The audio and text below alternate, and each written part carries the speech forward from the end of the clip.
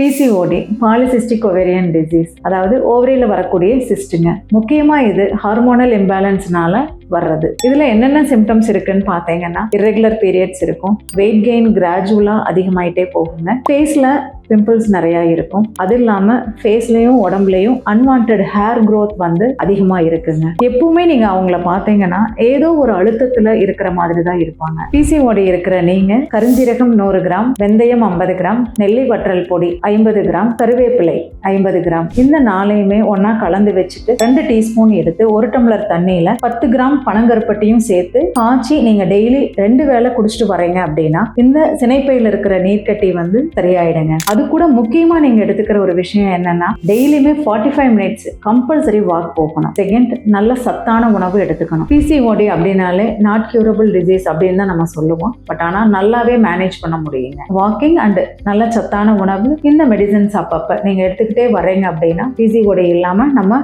நல்ல நிலையில இருக்க முடியும். மேரேஜ் ஆனவங்க நீங்க கண்டிப்பா ஃபாலோ பண்ணிட்டே வாங்க. இல்ல அப்படின்னா பேபி ஃபார்ம் ஆகிறது டிலே ஆகும். ஸோ நீங்கள் இதை கரெக்டாக ஃபாலோ பண்ணிட்டு வந்தீங்கன்னா எல்லாமே சக்ஸஸ்ஃபுல்லாக இருக்குங்க. மேலும் இதை பற்றின உங்களுக்கு சந்தேகங்கள் இருந்தால் கமெண்ட்ஸ் பண்ணுங்க, உங்களுக்கு நான் ஆன்சர் பண்ணுறேன்.